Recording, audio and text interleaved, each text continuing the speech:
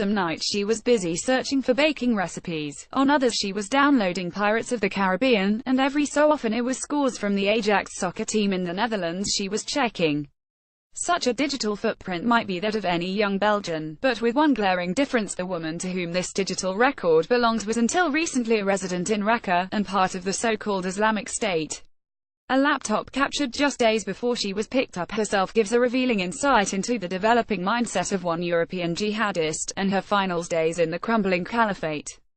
The hard drive originally was taken by Ara al-Furat, a clandestine resistance group active within Islamic State-held territory, and an intermediary made it available to the Daily Beast. The laptop's former owner is a Flemish-speaking Belgian woman who is of Moroccan descent.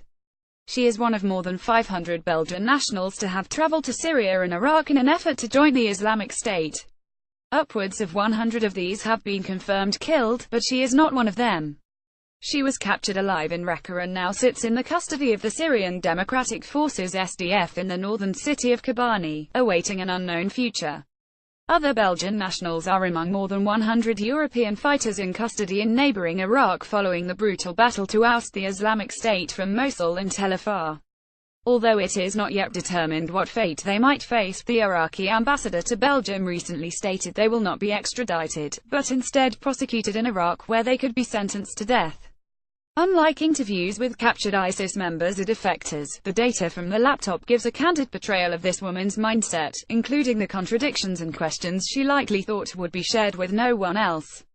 At no point does this Belgian woman appear disillusioned with the now floundering Islamic State project. Other interviews, and the statements of those captured, tend to be stuck with it. Biased subjects are now keen to distance themselves from the gratuitous violence now synonymous with the caliphate, and portray themselves as victims.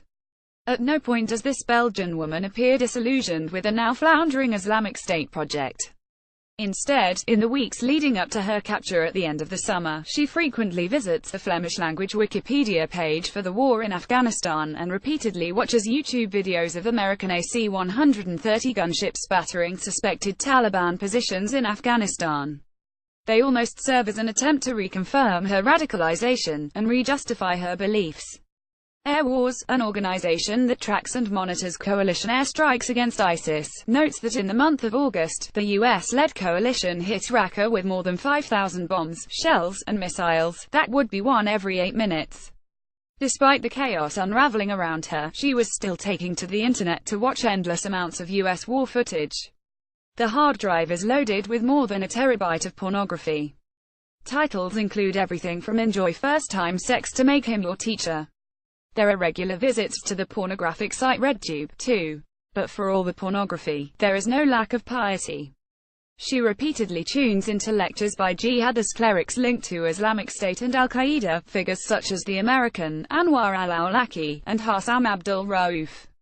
There is the trivial the searches for baking recipes, and download links for Hollywood blockbusters. The hard drive has a trove of PDFs, from religious literature associated with the Islamic State to less radical groups such as the Muslim Brotherhood.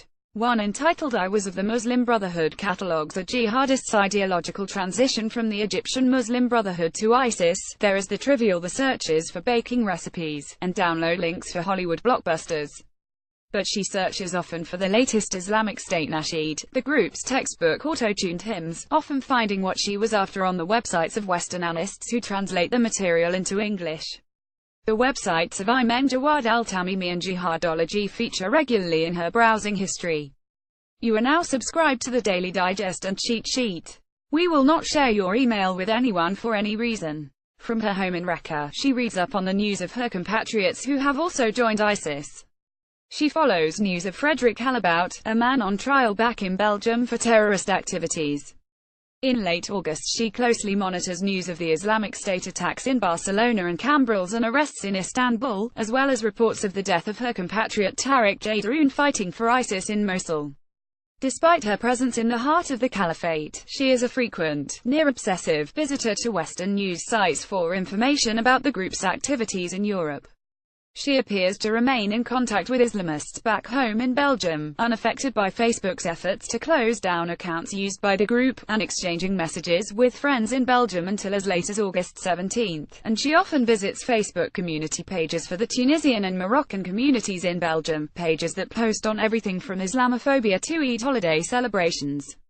Her Facebook account is now suspended, but friends with whom she exchanged messages, and whose profiles show evidence of sympathy to the Islamic State, remain active.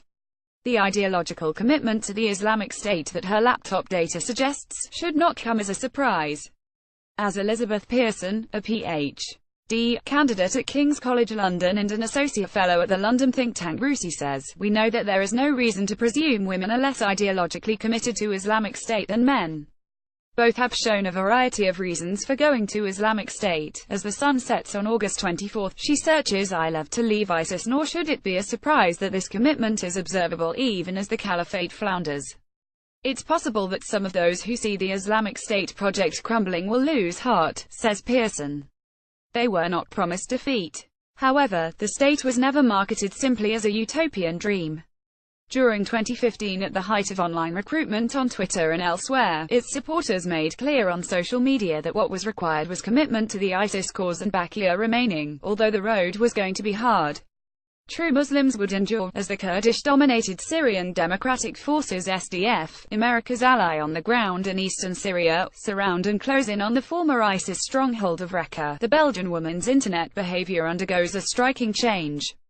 All appears normal on August 8 as she downloads a game named Stickman Sniper and a program entitled I Am T-Pain, an application for auto-tuning one's voice to mimic that of the rapper.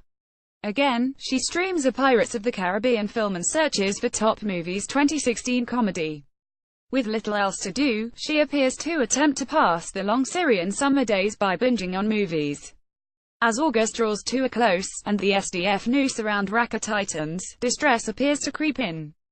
Desperate for information about her impending fate, she searches latest news YPG and what do YPG do with ISIS terrorists, the YPG being the Kurdish militia that dominate the SDF. Many assumed that the jihadists would fight to the death in Raqqa, but she appears to have no such intentions, but neither does she appear to want to abandon the cause of the caliphate.